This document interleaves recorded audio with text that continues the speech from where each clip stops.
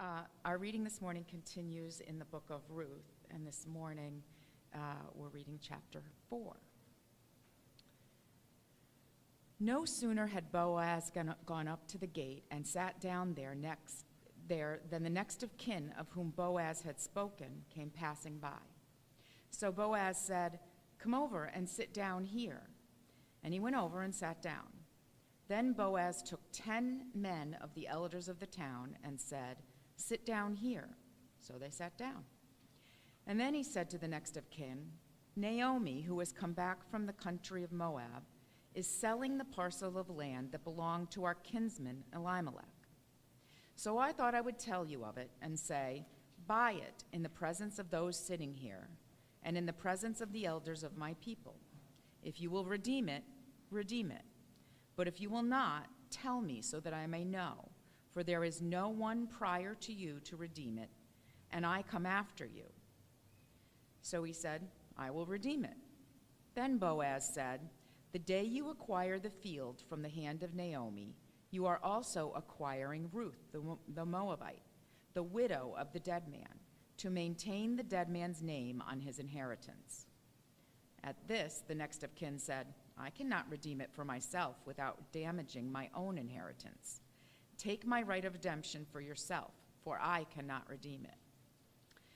Now this was the custom in former times in Israel concerning redeeming and exchanging to confirm a transaction. The one took off a sandal and gave it to the other. This was the manner of attesting in Israel. So when the next of kin said to Boaz, "Acquire it for yourself," he took off his sandal. Then Boaz said to the elders and all the people, "You are witnesses today that I have acquired from the hand of Naomi all that belonged to Elimelech and all that belonged to Chilion and Mahlon. I have also acquired Ruth the Moabite, the wife of Mahlon, to be my wife, to maintain the dead man's name on his inheritance, in order that the name of the dead may not be cut off from his kindred and from the gate of his native place. Today you are witnesses." Then all the people who were at the gate, along with the elders, said, "We are witnesses. May the Lord make the woman who is coming into your house like Rachel and Leah, who together built up the house of Israel. May you produce children in Ephrathah and bestow a name in Bethlehem. And through the children that the Lord will give you by this young woman, may your house be like the house of Perez, whom Tamar bore to Judah." So Boaz took Ruth, and she became his wife. When they came together, the Lord made her conceive, and she bore a son.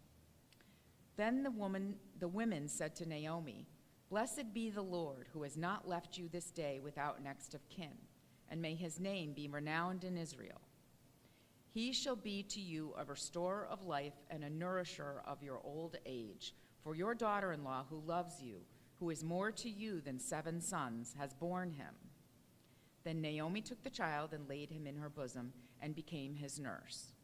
The women of the neighborhood gave him a name, saying, "A son has been born to Naomi." They named him Obed. He became the father of Jesse, the father of David. Now these are the descendants of Perez. Perez became the father of Hezron, Hezron of Ram, Ram of Amminadab, Amminadab of Nahshon, Nahshon of Salmon, Salmon of Boaz, Boaz of Obed, Obed of Jesse, and Jesse of David. God is still speaking. These are our sacred stories.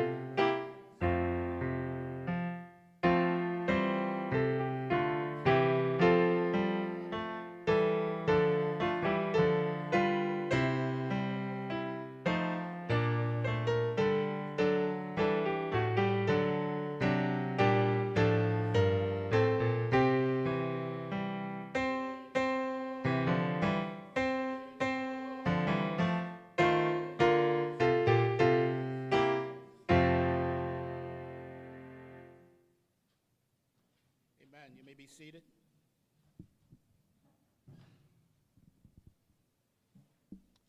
Pray with me.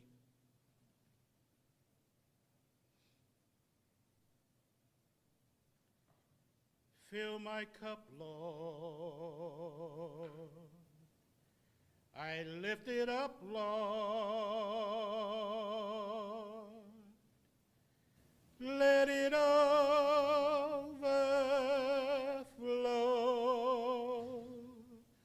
with love.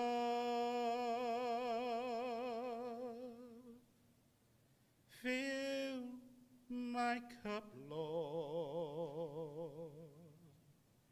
I lift it up, Lord. Let it overflow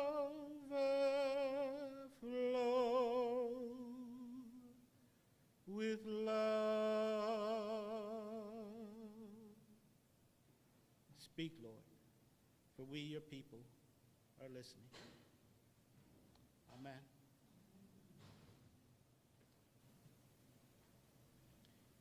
He gave him his sandal. That's how some of the translations said it. Said that's how the deal was closed between Boaz and his cousin. That's what it took to signify that Boaz could legally become the owner of the land that Naomi was selling off. The land that once belonged to her late husband. The land in Bethlehem they left to move to Moab because famine made it not possible to meet their needs with their own land. The land that she thought would be handed down to her sons and generation to generation when the time came for them to return to Bethlehem. Now it was hers. But because she was a widow woman, there wasn't much she could do with it. So she put it up for sale. That would at least buy her some time to figure out something else. There is no indication in the story that Naomi planned to use Ruth in her survival schemes. It was Ruth who offered to go gleaning, and it was divine intervention, or good luck, that the field that Ruth chose was Boaz's, and that Boaz just happened to be in the line of Elimelech. And it was the same miracle that Boaz fell for young Ruth. And with all the gifts he gave her, it was clear that he was feeling a little something, something. So maybe it wasn't really a risk for Naomi to send Ruth to his bed like that. We talked about that last week, chapter 3. Maybe she clearly saw the feelings they had for each other. Maybe she recognized the love. And maybe she saw that because of the age difference in his values, Boaz would never have made the move on his own. So she decided to push it. Yes, it was a risky move, and in today's culture, you might say it was a bit extreme. Although I've seen some of the reality shows, I'm not so sure. But truth tell, it's the kind of move a mother would make, the kind of move she would pull to try marrying off her kids. And y'all know that's true. So yes, perhaps it was a risky move, but sometimes you have to make bold moves to receive your blessing. Sometimes when you just sit back and wait for God to work, your blessings pass you by. Sometimes you gotta act like your blessing has already come. Sometimes. Old Boaz was serious about it. And just like Naomi predicted, he didn't want to wait around and let things happen on their own. He was ready to make it happen. But he couldn't just take over the land. See, it was the rule back then that when a man died, the next male in the family line of the deceased would have the right to claim the property of his departed relative. And if there was a widow, they got her too. Boaz was in the family line of Elimelech, but he was second in line. Before he could get the property, and more importantly, Ruth, he needed his cousin to refuse his claim. So right after he sent Ruth back to Naomi with 6 measures of barley, he headed out to get it done. Boaz figured the man he needed to talk to would be heading out to inspect his fields that morning. So he went to meet him at the gate and get it all settled. The story says that no sooner did he arrive at the gate as the man he was looking for comes walking up. Boaz calls him over and then calls over 10 of his friends, other elders in the city. And folks passing by probably stopped to see what the spectacle was about. When somebody started pulling together a gathering like this, important business was about to happen.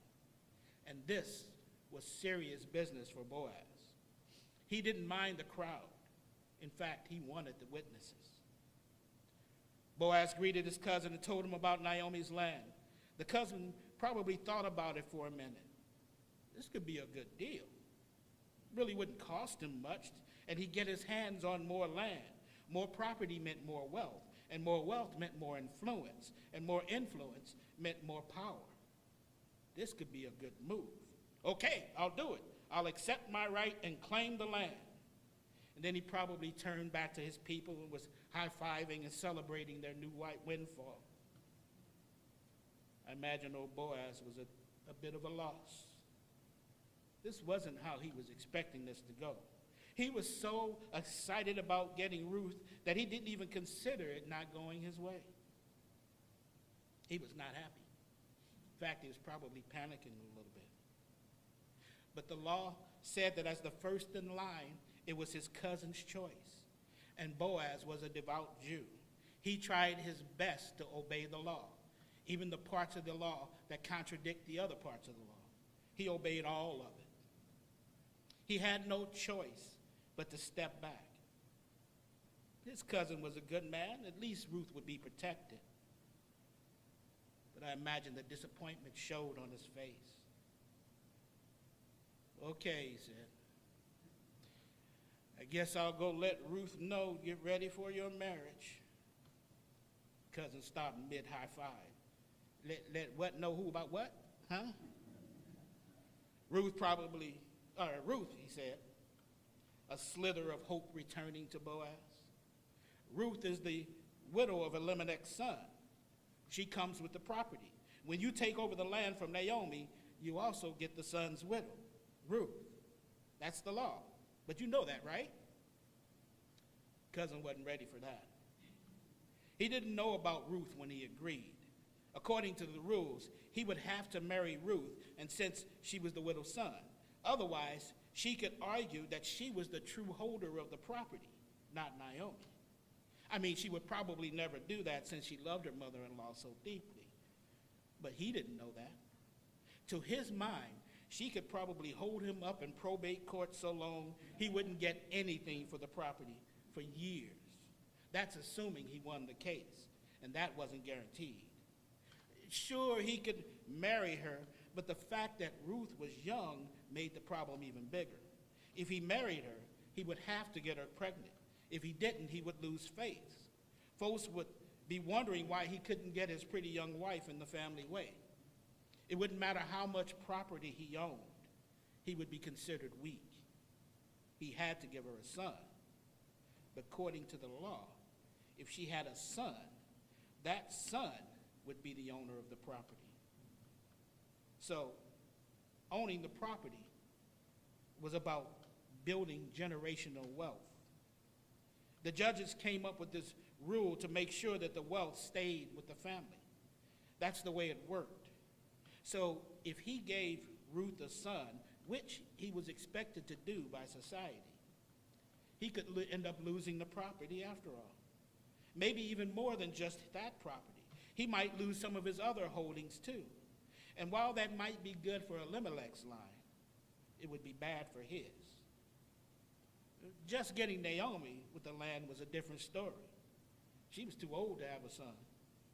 Everybody would say he was taking her in just to be nice and obey the law. He'd get the property plus the admiration of the community for being such a good and devout person.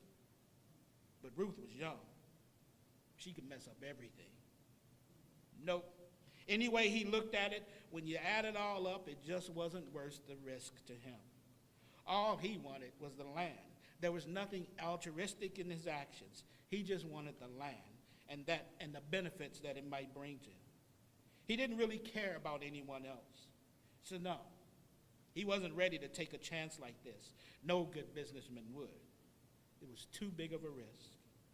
So he renounced his claim and gave Boaz his sandal to seal the deal. Now Boaz was free to take the land from Naomi, and Boaz was free to marry Ruth. Boaz got just what he wanted: the land, a young wife, plus a new sandal. It was a good day.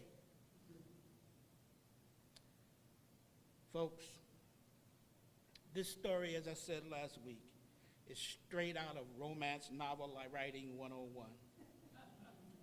We got a widow in her charge, the proverbial damsel in distress. Tragedy strikes them. They go on a long journey, more tragedy, more journey, and then enter the hero. He falls in love with the ingenue. And in spite of the odds, love wins out. And everybody lives happily ever after. That's what we have here in this book of Ruth. It's a cute story. Some of the tropes are a bit trite, but it's a cute story. Now, it was at this point in my sermon preparation that I realized I have no idea how to make this preach. I mean, the story is pretty straightforward. Like most romance novels, they put the message right out there in the open. So you know how it's going to end before you even start reading. Love wins out. Okay. The whole starting the line that led to King David might have thrown us a little bit. But like every romance novel ending, love always wins out. So I'm sitting there asking myself, did we really need 4 Sundays to get that message? I mean, come on, it's right there. It could have given this whole lesson in one sermon. Did we really need to get dressed up, come all the way over here, or turn on our computers just to get the simple message that love will win out? We know that already, don't we? So was it all really necessary?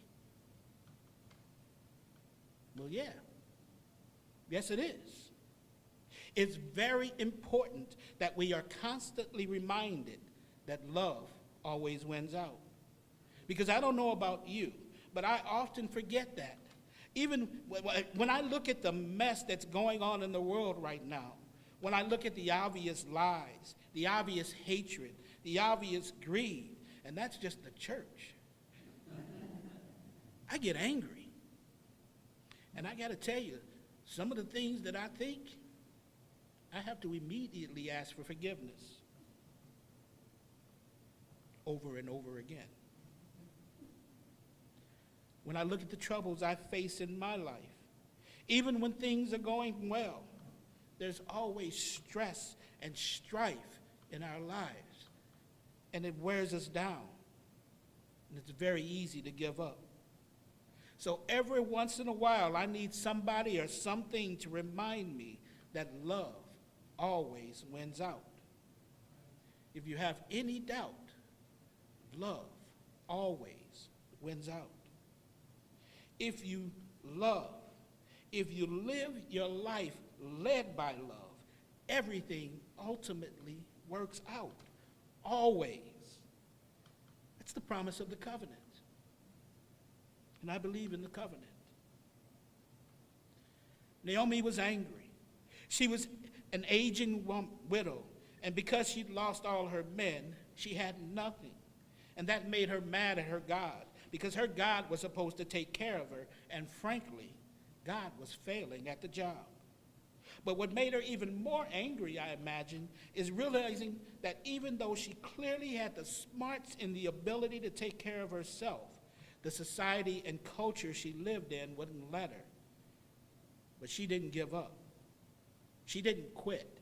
She kept fighting. She knew she was smart, so she used her smarts. She used her intuition. She used every gift that she'd been given, and within the limitations set on her by society, she figured out a way to work it out and give herself a second chance.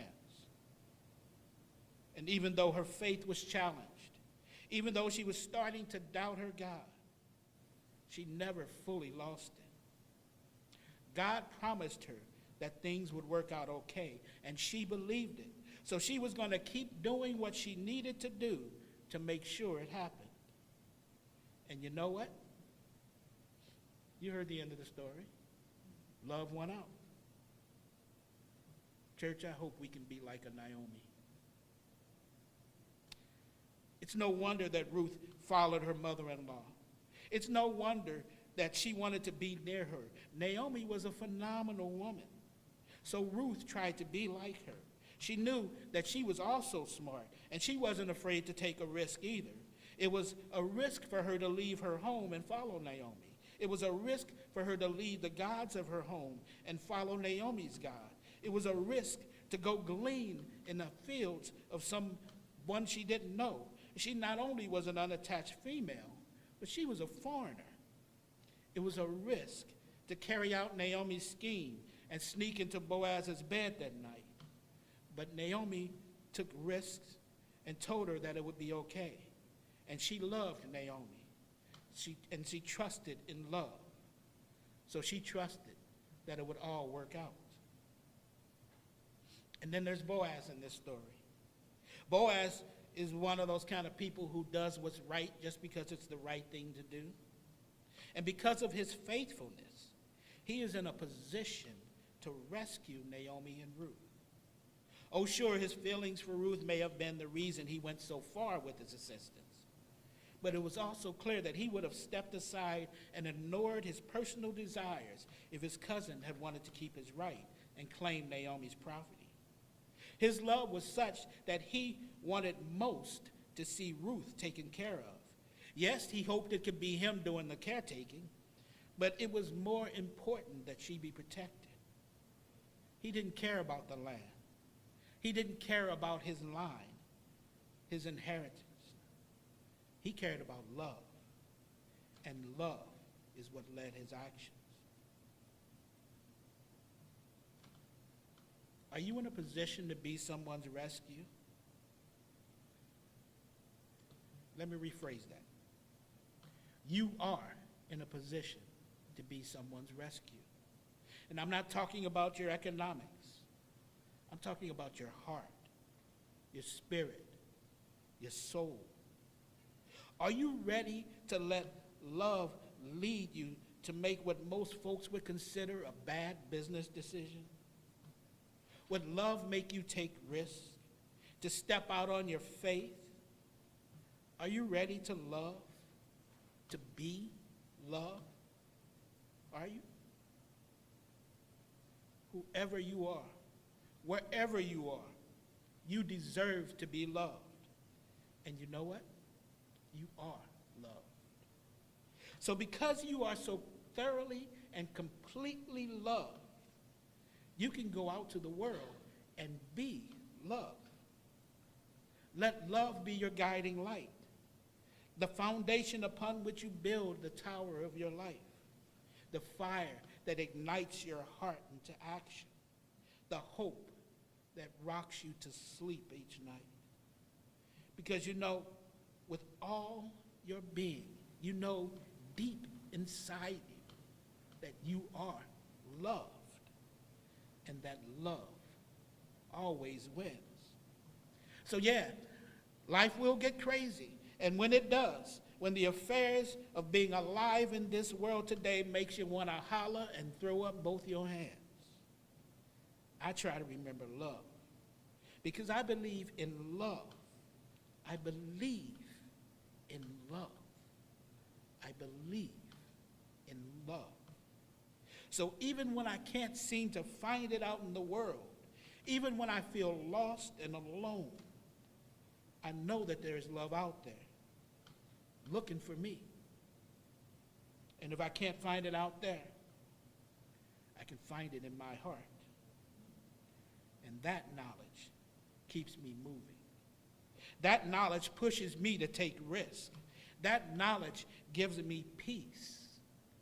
I know I am loved. And I know that as long as I love, everything will be okay. Because just like in a romance novel, love always wins out. Amen.